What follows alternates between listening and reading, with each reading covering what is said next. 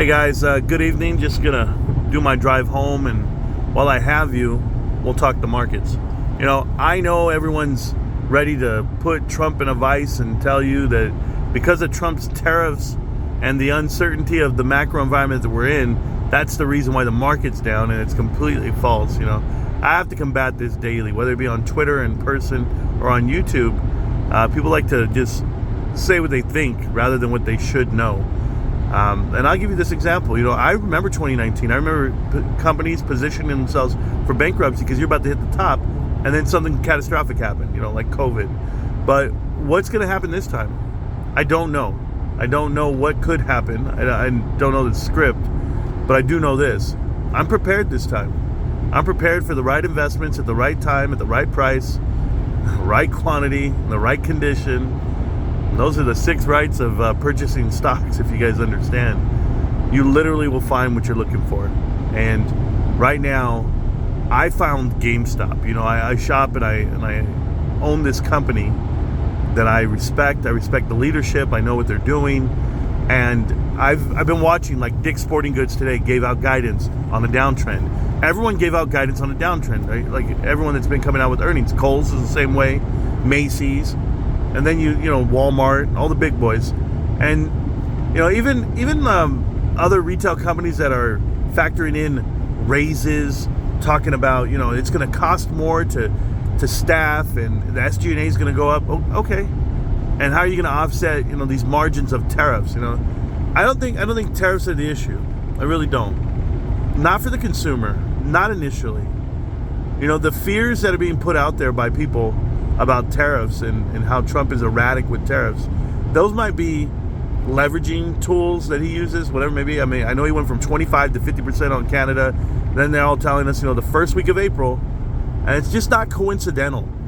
I just want you guys to know that. Like, I'm in a firm camp of these things don't happen to the market, and you're going to announce the sell-off of the market, right? Come April, and you should, because the market's going to have margin calls. The margin calls are going to happen, and it's because of GameStop, because of companies like GameStop, companies that people guessed wrong on. They thought they had GameStop dead to rights, and they didn't. And now you're going to see GameStop come out. It's the most killer move that GameStop could do? They could announce some guidance. They can come and tell you, what? We're going to have some revenue growth. We're going to spend money when the market's dying, when it's dead. We're going to go ahead and buy some positions in other companies. We're going to do all the things they wanted us to do when the interest rates were sky high, and cap expenditures out the window, and you had the heavy loans and all this nonsense. Well, guess what? When this market comes crashing down, the Fed has to adjust, the administration has to adjust, everything is. But it's called a correction, and the correction's needed. We're just too top heavy, and a correction comes every other decade, whatever it may be, and you know what? You can't get mad at it. You just got to know that it's coming. And there's a lot of people that see it coming, and so, the risk off is what people want to talk about. Everyone's taking the risk off. They're on a downtrend, they're selling off, and they're going to wait to buy back in. Okay. Well, today was a flat day. It wasn't even a down day. We had the biggest down day ever yesterday, and now you have today where, we came in flat. But guess what, guys? Is it still risk off?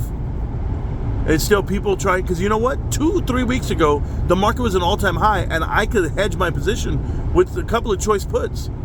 So you could imagine all those guys hedging their positions, getting ready for the downfall, and they're making money on the way down. So of course they can buy back in and do it again, rinse and repeat. Some people see this coming. Some people hedge their positions, but can you hedge today? Absolutely not. It's too expensive. So what's going to happen? Well, in my humble opinion, I think GameStop's gonna kill the number. I really do. And I think all that sentiment that they give towards other companies, like when they talk about Dick's Sporting Goods, I heard the analysts talk about Dick's today, and they said, Dick's Sporting Goods they're gonna have to start selling other products with higher margins, and they're gonna be okay because they're projecting less than 6% increase, and it's like 6%. How about on profit? GameStop's coming in at around 1,800% increase. Like, that needs to be said. That needs to be known. They don't know. Nobody knows. I'm in the firm camp that these analysts and these stock bros have ignored GameStop for 3 years, 4 years, and said, you know what, it's a meme stock. Forget about it. And if they've been saying that and they've been doing that for so long, it's not going to look good for them. They're going to get caught again. But this time, they're getting caught with fundamentals. Not gamma ramps, not call spreads. Nope, none of it. Just fundamentals. Just sheer buy and hold is going to win. A lot of people talk about cost opportunity. Opportunity cost, Marantz. You're out here losing on positions that you could be winning on if you could call stocks and see the market and you could make a bet and a trend. And you know what? All those day traders, all those guys out there that are looking for something to do, they remind me of like that kid who has money in his pocket and he has to spend it. He doesn't understand that he can just, go home and eat at home. He doesn't have to spend anything. You don't got to flash it. You don't got to be shiny. You could be up on your position and you still sit on it. Sit on it forever. I've been in a position for 13 years? And I am green as green can be. I don't even look at it. I don't even care. I'm just like, it's there. It doesn't matter if the market goes up or down. I'll never be red. Never be red. So it's like, what's the point? What's the point of looking at it? And when it comes to GameStop and I'm up, I don't know. What are we down to right now? $22 an hour? $22 a share, whatever the hell it is? $22 an hour. Hey, by the way, guys, that's me. No. $22 a share? That's what it's down to. And why wouldn't I want every single share I could possibly afford? That's all I want. You can't confuse me. You can't trick me. You can't tell me I should be buying Unity software. I should be buying Bed Bath & Gone. You can't tell me any of that because I don't care. If it's not GameStop, I don't need it. That's the truth. Did I make the exit? I made the exit. Check that out. When you start driving like me, then you're ready for California. Well, on that note, guys, I'll be headed home real soon. Gonna go study some more, get up in the morning, do a show.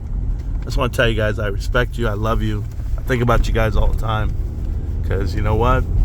I honestly think about like each and every one of you. And I just want you to think about that for a second. Because I think about all of you. Like, I think about the one guy who has 4,000 shares. Like I know a guy named Marcelo in Israel. He's in Israel. Native of Argentina. I've met him once online. We talked one time, 2 times. All it took was me to meet him once and say to myself, that man, he's got it figured out. He's going to be so wealthy. He's going to be so well off. And we're talking about next week, 2 weeks from now. That stock is going up, guys. There's nothing they can do. If GameStop comes out and says, you know what? Not only are these the numbers, but this year, we're going to open up 100 more GameStops. We're going to go ahead and increase our partnership with PSA. And we're going to keep doing this. We're going to do these things. If they just come out and say anything positive, oh, shit. We're going to go ahead and earmark $1 billion for share buybacks to reward our shareholders. Or we're going to pay out some dividends. They could say anything positive. And it would just kill the market because this market, believe it or not, can't handle a positive assessment of a stock. Everybody's trending down. Everyone's giving bogus numbers. We're not going to do that great this quarter. It's a little travel. Travel's like, yeah, we're not ready. When is travel ever good in quarter one? Like, what shock and awe are you giving out? It's all lip service, guys. Everybody's giving you lip service. People don't travel in January, February, and March. It should be down. But it should start picking back up, too. And by the time it picks back up, GameStop's doing an annual shareholder meeting. And they're letting you know their next glorious move. I can't wait for this numbers to come out. This report to come out. This 10K is going to drop. And I'm forever thankful. Because I held 4 years. I held 4 years. And And it's going to pay us all back, guys. It really is. I appreciate you guys so much driving home with me. I'm nowhere near home yet, but I'm just cruising the streets. I'm in the calles, homie. I'm in the calles. Get at me. GameStop. Can't stop. Won't stop, homie. You know where to find me, Holmes. I'll be right there in the barrio. Hey, don't forget, en la mañana is Espanol Wednesdays. I don't know how to say Wednesday in Spanish. What is that? Lunes, martes, miércoles. I don't know how to say it. Morcos. I don't know. Mocos. I don't know Spanish anyway, fools. But Spanish Wednesday tomorrow. I get at you. Oh, and it's trash day. Thank you, Sharon. Thank you for reminding me. I gotta go put the trash cans out. Peace!